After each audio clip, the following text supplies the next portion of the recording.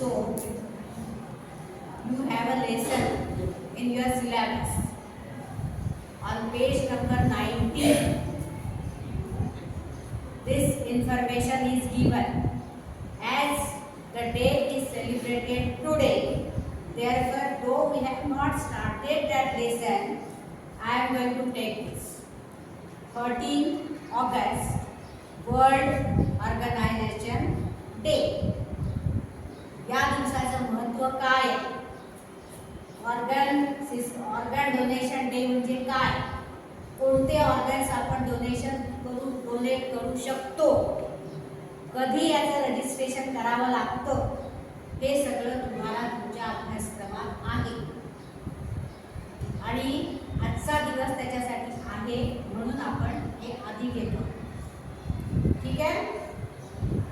तर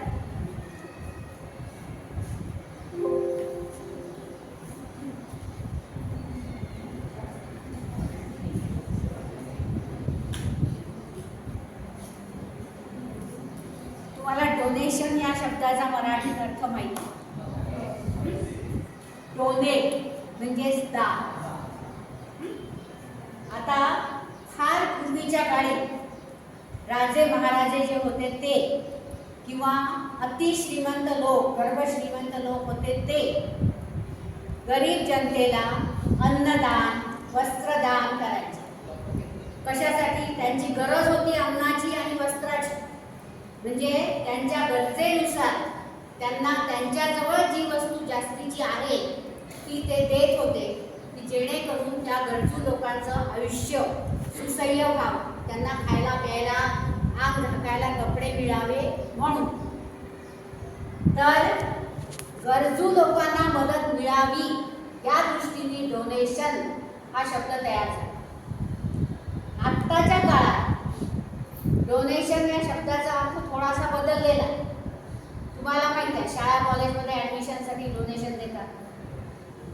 नोकरी मिळायची असेल तर तिथेही त्यांना डोनेशन द्यावं लागतं. परंतु हे डोनेशन त्यांचं आयुष्य सुसह्य करण्यासाठी आहे का? किंवा त्यांच्याजवळ जास्त आहे म्हणून ते देतात असं आहे का? नाही. तर आपल्याला तो अर्थ इथे अभिप्रेत नाही. आपल्याला इथे जो अर्थ अभिप्रेत आहे तो म्हणजे आपल्याजवळ जी वस्तू जास्तीची आहे ती गरजू व्यक्तीला देऊन त्याचं आयुष्य जे आहे ते एक तर त्याचं आयुष्य वाढवणे, वाचवणे किंवा त्याचं आयुष्य सुखद व्हावं यासाठी प्रयत्न करतो. त्या दृष्टीने आपण डोनेशन हा शब्द इथे वापरलेला आहे. दान हा शब्द इथे वापरलेला आहे. आता इथे तुम्ही डायग्राम पाहू शकता. या डायग्राम मध्ये तुम्हाला दोन डायग्राम दिसतात. हा जो इकडचा डायग्राम आहे याच्यामध्ये तुम्ही कोणते ऑर्गन्स डोनेट करू शकता ते दिलेले आणि ते ऑर्गन्स गरजू व्यक्तीला कुठे लावल्या जातात, ट्रान्सप्लांट केल्या जातात ते दाखवले. हे दोन्ही पॉइंट तुमच्या लेसन मध्ये आहे.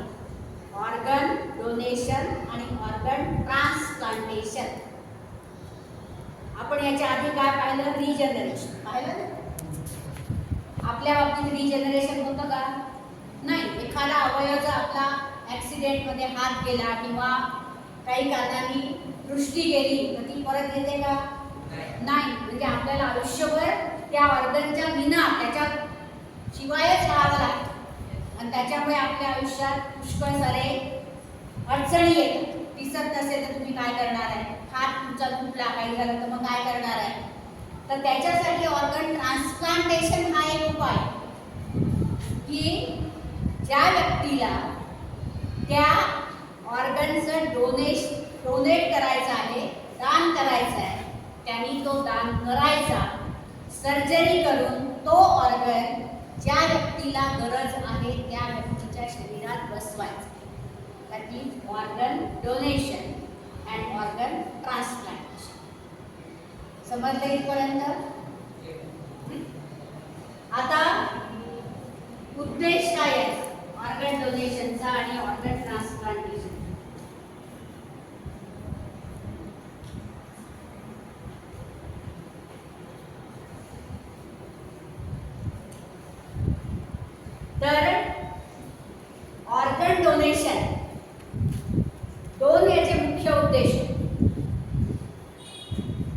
There is critical need for organ. आजच्याच पेपरमध्ये आहे की 4 लोक महाराष्ट्रात असे आहेत की ज्यांना हाताची गरज आहे. त्यांचा हात ॲक्सिडेंटमध्ये म्हणा किंवा कशाने म्हणा हात त्यांचा तुटलेला आहे. हातच नसेल तर काम कसं करणार. त्यांना हाताची गरज आहे. आज जवळजवळ 9,000 लोकांना किडनीची गरज आहे. किडनी हा इम्पॉर्टंट ऑर्गन आहे आणि किडनीची गरज आहे त्यांना. तुम्हाला माहिती आहे की किडनी जर विकत घ्यायची म्हटलं तर लाखो नाही करोडो रुपये लागतात. त्यामुळे किडनीची गरज आहे. दृष्टीदान तर तुम्हाला माहितीच आहे. तर एक तर आजचा दिवस याच्यासाठी साजरा करतात की तुम्ही लोकांना एनकरेज करा, की तुम्ही त्यांना सांगा की तुमच्या शरीरात जे अवयव आहेत जे चांगलं काम करतात आणि नंतर तुमच्या मृत्यूनंतर तुम्हाला त्या ऑर्गन्सचा काहीही उपयोग नाही, तर त्या ऑर्गन्सचा उपयोग दुसऱ्यांना होऊ शकतो. दुसरे जे गरजू लोक आहेत त्यांना जर तुम्ही तो दिला तर त्यांचं आयुष्य चांगलं होऊ शकतं. आपण काय करतो जनरली, आपल्या ह्याच्यात ते आहे की डेथ झाली एक तर डेड बॉडी जी आहे तर ती दहन करतात किंवा काही लोकांमध्ये जमिनी पुरतात. म्हणजे त्यांच्या शरीरात जे चांगले ऑर्गन्स आहेत त्याचा काही उपयोग होतो का? नाही. तेच जर ते ऑर्गन डोनेट केले तर दुसऱ्यांना त्याची मदत होऊ शकते. तर एक ऑर्गन डोनेशन करण्यासाठी लोकांना एनकरेज करायचं म्हणून हा दिवस साजरा केला जातो. आणि त्याचप्रमाणे दुसऱ्या लोकांना त्याचा उपयोग होतो म्हणून सुद्धा आजचा दिवस साजरा केला जातो. ओके.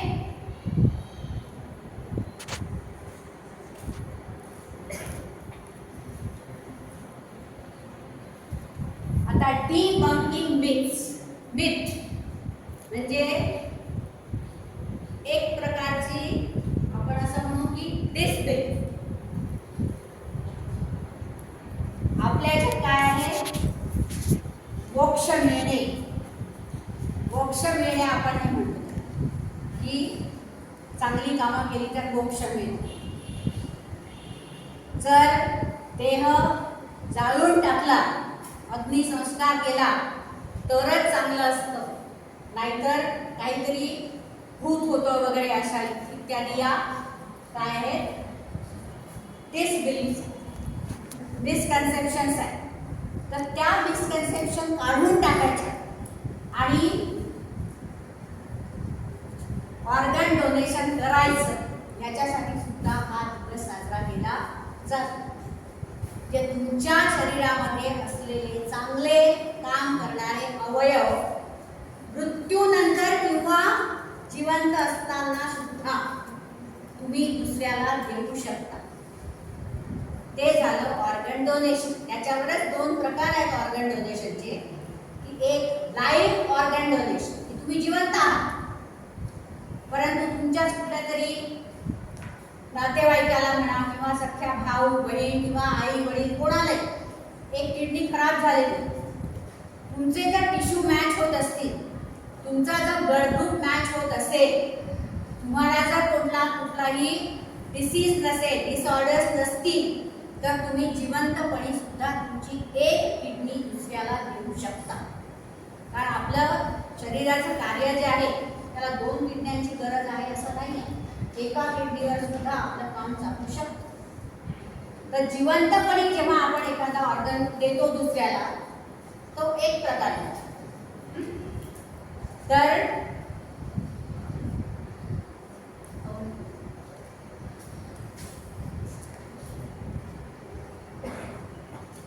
हा पहिला प्रकार झाला लिव्हिंग डोनेशन. जिवंतपणे देऊ शकता. आता जिवंतपणे आपण डोळे तर देणार नाही, काही प्रश्नच नाही, हातपाय देणार नाही, मग आपण काय किडनी देऊ शकतो.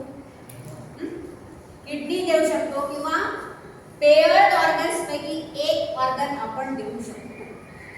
ही कंडिशन आहे. पेयर्ड ऑर्गन जे आहेत आपल्या शरीरात त्याच्यापैकी एक तुम्ही डोनेट करू शकता. कंडिशन तुम्हाला कुठलाही आजार नको, तुमचा ब्लड ग्रुप मॅच झाला पाहिजे, तुमचे टिश्यू मॅच झाले पाहिजे, तरच तुम्ही डोनेट करू शकता. आणि दुसरं जो आहे तो प्रकार आहे डिसीज डोनेशन किंवा पोस्ट ह्युमस डोनेशन. आता इथे डिसीजचं स्पेलिंग पहा, तसं DISEAC आहे ना डिसीजचं स्पेलिंग, तो झाला रोग आणि हे डिसीज, सीजचा अर्थ थांबणे, स्टॉप. तुमच्या शरीरातलं त्या ऑर्गनचं फंक्शन थांबलेलं आहे, म्हणजेच काय तुमचा मृत्यू झालेला आहे किंवा ब्रेन डेड हा एक प्रकार असतो. ऍक्सिडेंट होतो, ब्रेनला इजा होते, माणूस जिवंत असतो परंतु कुठलंही फंक्शन सुरू नसतं. He is like a dead body. In that condition also he or she can donate the organ. आता या बाबतीमध्ये तुम्हाला तो ऑर्गन पेअर्डच असला पाहिजे असं काही नाही. तुम्ही हार्ट सुद्धा डोनेट करू शकता किंवा बाकीचे कुठलेही ऑर्गन, इव्हन स्किन सुद्धा डोनेट करू शकता. आज भारतामध्ये करोडो लोक असे आहेत की ज्यांना भाजल्यामुळे त्यांची स्किन खराब होते. तुम्हाला माहिती आहे की जेव्हा बर्निंगच्या केसेस असतात तेव्हा पूर्ण स्किन जळून जाते आणि ती स्किन पुन्हा हील व्हायला, पुन्हा नीट व्हायला खूप वर्ष लागतात. अशा वेळेला डेड बॉडीची स्किन काढून तिथे ग्राफ्टिंग करतात, म्हणजे त्या व्यक्तीची स्किन दुसऱ्या व्यक्तीला त्या पर्टिक्युलर ठिकाणी ट्रान्सप्लांट करतात. तर हार्ट करू शकता, आईज करू शकता. आईज ही तर कॉमन आहे, आपण नेहमीच पेपरमध्ये वगैरे न्यूज वाचतो किंवा after death the eyes these are donated etcetera. So liver एकच आहे, त्याचे पार्ट आहेत छोटे छोटे, परंतु लिव्हर एकच आहे, म्हणजे इथे पेअर्डच पाहिजे असं काही नाही आहे. सिंगल ऑर्गन असेल तरी सुद्धा तुम्ही after death that can be donated and the other persons who are getting that particular organ, their life will be more comfortable as compared to previous, because they get the new organ. Then conditions. आता याच्यासाठी conditions काय, तुम्हाला post mortem हा शब्द माहिती आहे, after death. Post mortem changes जे असतात ते डेथ झाल्यानंतर काही ठराविक वेळेनंतर स्टार्ट होतो. तर तो जो एक ठराविक वेळ असतो, तो जो एक स्टिप्युलेटेड टाइम असतो, within that stipulated time the organ should reach to the recipient, otherwise the organ cannot be transplanted. त्यामुळे डेथ झाल्या डॉक्टर्स येतात, जर इच्छा असेल देणाऱ्याची तर तो एक ऑर्गन काढतात. पर्टिक्युलर बॉक्स असतो एक, त्या बॉक्समध्ये तो ऑर्गन ठेवला जातो आणि ग्रीन कॉरिडॉर द्वारे तो ऑर्गन दुसऱ्या ठिकाणी पोहोचतो. त्या ग्रीन कॉरिडॉर म्हणजे काय, तुम्हाला माहिती आहे की ॲम्ब्युलन्स जेव्हा जाते तेव्हा एक पर्टिक्युलर आवाज करते. तो आवाज ऐकला की बाकीचे सगळे लोक बराबर बाजूला होतात आणि ॲम्ब्युलन्सला सरळ कुठेही अडथळा न येता ॲम्ब्युलन्स जातो. तसा ग्रीन कॉरिडॉर याच्यासाठी सुद्धा गव्हर्नमेंटनी केलेले आहे की त्या ग्रीन कॉरिडॉरद्वारे within that stipulated time the organ reaches to the hospital. In the hospital, all the arrangements for transplantation are already done, and as soon as the organ reaches to the hospital, transplantation process can be carried out. So, this is about the donation of organ after death.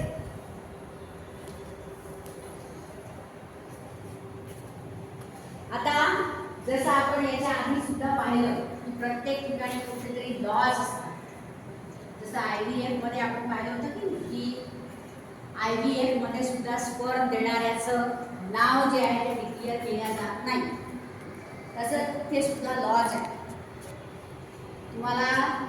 तुम्ही movies मध्ये वगैरे पाहिलं असेल की smuggling होतं ऑर्गन्सचं सुद्धा, तर ते टाळण्यासाठी इथे सुद्धा लॉज आहेत. ते लॉज कोणते आहेत?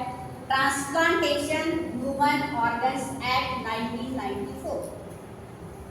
याच्यामध्ये डोनरची इच्छा असावी लागते देण्याची, जबरदस्तीने तुम्ही काढू शकत नाही. ट्रान्सप्लांट करून घेण्याची ज्याची हे आहे त्याची सुद्धा इच्छा असावी लागते. त्याच्या मर्जीविरुद्ध तुम्ही काही करू शकत नाही. जनरली तुम्ही कोणाला ऑर्गन दिला हे सुद्धा डिक्लेअर केल्या जात नाही. कारण आज तुम्ही 2 डोळे दान केले तर ते दोन्ही एकालाच लावत नाही. एकाला एक आणि एकाला एक, म्हणजे 2 व्यक्तींना दृष्टी मिळते त्याच्यात. तर 1994 मध्ये पहिल्यांदा लॉ पास झाला. त्याच्यानंतर त्याच्यामध्ये दुरुस्त्या केल्या गेल्या. 2009 मध्ये, 2008, 2009, 2011 आणि शेवटची जी त्याच्यात दुरुस्ती केली गेली ती 2014 मध्ये. त्यामुळे आता ही ऑर्गन डोनेशन आणि ऑर्गन ट्रान्सप्लांटेशन या दोन्ही सिस्टीम्स ज्या आहेत त्या अगदी ट्रान्सपरंट आहेत. गव्हर्नमेंटच्या परवानगीशिवाय हे कोणीही करू शकत नाही, खाजगी डॉक्टर वगैरे करू शकत नाही. हा, आता सर्वात शेवटचं आणि मुख्य 10 तारखेचा पेपर जर तुम्ही पाहिला असेल तर त्याच्यात न्यूज आहे. तुम्ही पाहू शकता ही जी मुलगी इथे दाखवलेली आहे तिचा हात किती लहान आहे वयाच्या मानाने, आहे ना? हात मोठा दिसतो का? नाही. आणि तो तिचा भाऊ आहे, सख्खा भाऊ. तिचा सख्खा भाऊ तो नाही आहे. ती राखी बांधते आहे त्याला, परंतु तो तिचा भाऊ नाही आहे. 2 सप्टेंबर 2024 मध्ये रिया नावाची एक मुलगी होती, रिया मिस्त्री, फक्त 9 वर्षाची. तिला ब्रेन हॅमरेज झाला. ब्रेन हॅमरेज म्हणजे मेंदूमध्ये रक्तस्राव होणे. अचानक तिला रक्तस्राव झाला, त्यात ती वारली.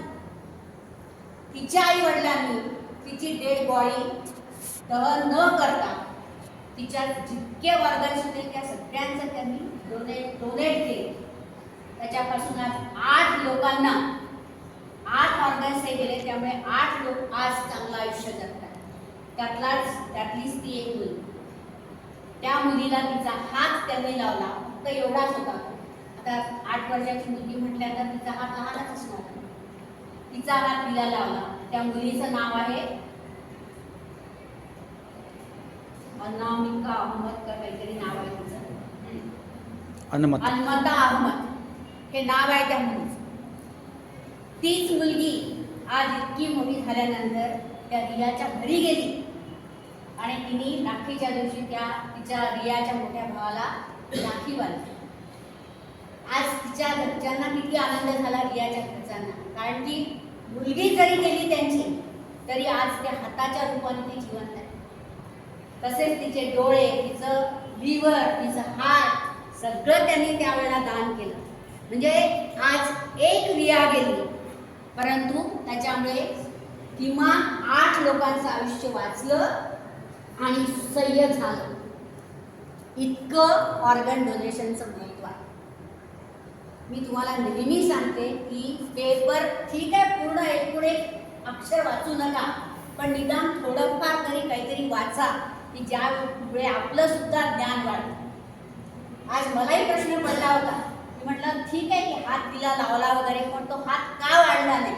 आजही मला हा प्रश्न आहे की तो हात का वाढणार नाही, याचे उत्तर मी नक्कीच शोधून काढेल. कारण की जर आपण दुसऱ्याला लावला, जसं बाकीचे वाढतात तसं तो हातही वाढायला पाहिजे असं माझं आहे. परंतु तो हात वाढला नाही आहे, परंतु त्यात संवेदना आहे. त्या हाताने ती सगळी कामं व्यवस्थित करू शकते. हो, आणि दुसरं आजच्या दिवसाचं महत्त्व, आज डावखोरे असणाऱ्या लोकांचा सुद्धा डे आहे. डावखोरे म्हणजे सगळी कामं डाव्या हाताने करतात. लेफ्टीज ज्याला म्हणतो आपण. उजव्या हाताने तर सगळेच करतात, लिहितात वगैरे. उजव्या हाताने काम करणारा माणूस डाव्या हाताने बरोबर करू शकत नाही, परंतु डाव्या हाताने काम करणारी माणसं उजवा हात व्यवस्थित वापरू शकतात. त्यांना त्याच्यामध्ये कुठलाही अडथळा येत नाही. आणि सायंटिस्टनी प्रूव्ह केलेलं आहे की जे लेफ्टी असतात त्यांचा ब्रेन जास्त डेव्हलप असतो, ते जास्त हुशार असतात. अशा दृष्टीने आजचा दिवस 2 गोष्टींसाठी महत्त्वाचा आहे. एक तर ऑर्गन डोनेशन डे आणि लेफ्टीज डे.